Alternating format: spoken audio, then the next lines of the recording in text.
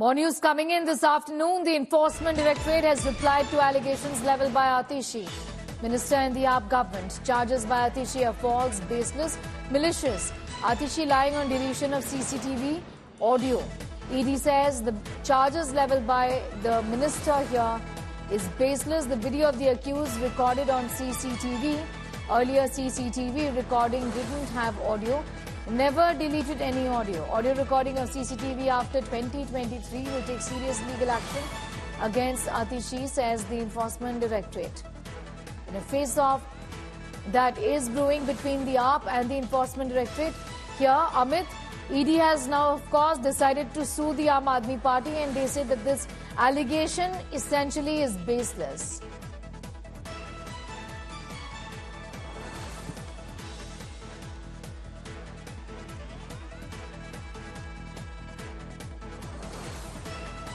Charges levelled by Minister Atishi is baseless.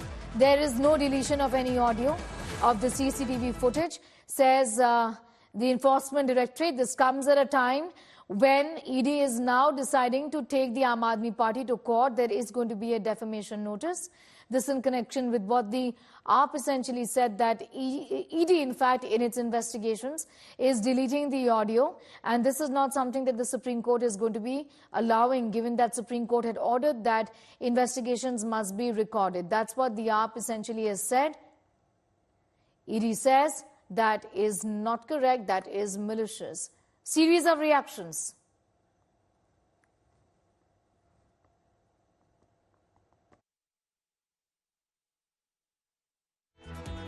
Delhi जल board के tendering में अनियमितता के मामले में अब ईडी का एक्शन हुआ है।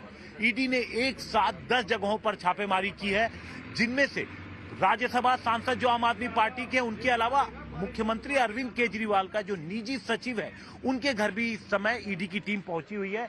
आप देखिए, ये जो इलाका है, ये चंद्रावल जल शोधन संयंत्र का अंदर का जो फ्लैट है, सरकारी फ्लैट है, यहाँ पर टाइप 6 फ्लैट में निजी सचिव रहते हैं अरविंद केजरीवाल के, जिनके घर पर ईडी की टीम सुबह पहुंचती है।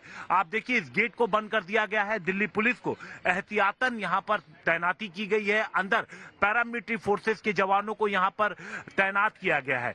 सुबह के वक्त यहाँ पर ईडी की टीम पहुंची थी। एक साथ 10 जगहों पर ईडी छापेमारी कर रही है। दरअसल इस मामले में सीबीआई और दिल्ली पुलिस की एंटी करप्शन ब्रांच ने पहले ही एफआईआर दर्ज करके जांच की थी। इस दौरान जब पुलिस को और ईडी की टीम को कुछ ऐसे सबूत मिले जिसमें मनी लॉन्ड्रिंग से जुड़े मामले की जानकारी जब मिली, तो ईडी की एंट्री होती है और उसके बाद ईडी की टीम एक साथ 10 जगहों पर छापेमारी करती है। कैमरामैन मृदुल कुमार के साथ हिमांशु मिश्रा, दिल्ली। 10 साल पहले हमारे सदन में, पार्लियामेंट में क्या चर्चा होती थी? सदन का पूरा समय घोटालों की चर्चा पर जाता था, भ्रष्टाचार की चर्चा पर जाता था, लगातार एक्शन की डिमांड होती थी। इनके समय में एजेंसियों का सिर्फ और सिर्फ राजनीतिक उपयोग के लिए उपयोग किया जाता था, बाकी उनको कोई काम करने नहीं दिया जाता था। अब आप देखिए उनके कालखंड में क्या हुआ। पीएमएलए एक्ट के तहत हमने पहले के मुकाबले 2 गुने से अधिक केस दर्ज किए। कांग्रेस के समय में ईडी ने 5000 करोड़ रुपए की संपत्ति जब्त की। हमारे कार्यकाल में ईडी ने 1 लाख करोड़ रुपए की संपत्ति की। देश का लूटा हुआ माल देना ही पड़ेगा। मैंने ट्विटर के माध्यम से ये बताया था कि आज सुबह 10 बजे मैं ईडी पर एक बहुत बड़ा एक्सपोजे करने वाली हूं।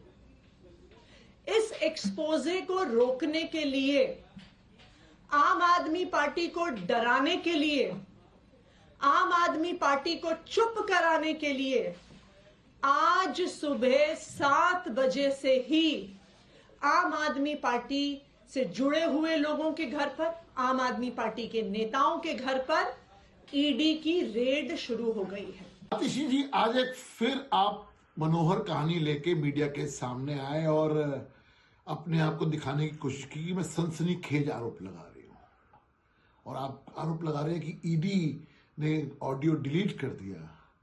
आपको मैं एक बुद्धिमान व्यक्ति मानता हूं, और पता नहीं आपकी बुद्धिमत्ता कहां जा रही है। आप जाते रहिए कोर्ट के अंदर, लेकिन सिर्फ और सिर्फ एक ही सवाल का जवाब दे दीजिए। आज 1.5 साल हो गया, 1 साल हो गया, बेल क्यों नहीं मिल रही है? सवाल ये है। सुप्रीम कोर्ट ने साफ साफ कहा है कि अगर आप जो भी बयान होगा वो आप सीसीटीवी के तहत वीडियो और ऑडियो दोनों में लेंगे। आज तक 2 साल में एक चवन्नी की रिकवरी नहीं हुई।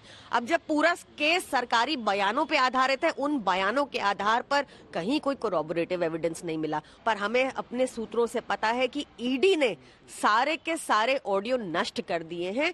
ये बेहद चिंताजनक है। ये इनकी इन्वेस्टिगेशन पर सवाल उठाता है। क्या चुनाव जीतना इस बात का प्रमाण होता है कि मैं भ्रष्टाचार कर सकता हूं और मैं किसी जांच में शामिल नहीं होऊंगा?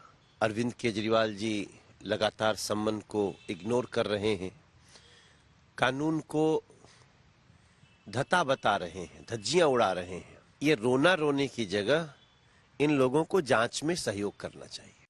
प्रधानमंत्री मोदी जी के पास इस समय कोई काम बचा नहीं है। जनता ने, देश ने उन्हें देश की सेवा करने और काम करने के लिए ये मैंडेट दिया था। वो पूरी तरीके से 24 घंटे राजनीति और गंदी राजनीति में लगे रहते हैं। जो भी उनके एडवर्सरी दिखते हैं, पॉलिटिकल एडवर्सरी, उनको वो खत्म करने में लगे हैं। आम आदमी पार्टी से तो उनको विशेष कर चिढ़ है और नफरत है। और ईडी अब अपना इज्जत, अपना सम्मान खो चुकी है, पर उनकी गलती नहीं है। वो तो उनके बॉसेस के जैसे डायरेक्शंस आ रहे हैं। मोदी जी की सरकार और मोदी जी इन संवैधानिक संस्थाओं के कामकाज में दखल नहीं देते, और जिन लोगों को आपत्ति है या जो इस प्रकार की बातें करते हैं, वो शायद इसकी आड़ में अपने गुनाह, अपने पाप छिपाने का एक नाकाम प्रयास कर रहे हैं। कुछ लोगों ने दिल्ली को वेंटिलेटर पर डाल दिया है, और लगातार दिल्ली को अव्यवस्थित करने के लिए जो लोग जिम्मेवार हैं, भ्रष्टाचार और ड्रामा जो है वो घंघोर है, और इनकी जो मैनेजमेंट की व्यवस्थाएं हैं वो कमजोर है। लगातार वो लोग जो ईमानदारी, कट्टर ईमानदार कहकर अपनी जगह पर बनाए थे और वायदा किया था, वही लोग कहीं ना कहीं भ्रष्टाचार की परिभाषा बन गए हैं, और ऐसा हमें लगातार देखने को मिल रहा है। और वो चाहे, अगर मैं आज हेल्थ इंफ्रास्ट्रक्चर की बात करूं, जल बोर्ड की बात करूं, 5 समन ईडी के अवॉइड किए गए हैं, और उन 5 समन्स के जाने के बावजूद भी ये व्यक्ति जो है ईडी के आगे नहीं गए। History has been made in Uttarakhand as the Chief Minister tabled the Uniform Civil Code Bill today in the Assembly. Chants of Jai Shri Ram and Bharat Mata Ki Jai echoed in the Assembly as the Chief Minister tabled the bill. But the House was almost immediately adjourned as opposition MLAs opposed the tabling of the bill. The Congress has been staging protests in the Assembly, alleging that question hour in the Assembly was dropped for this bill.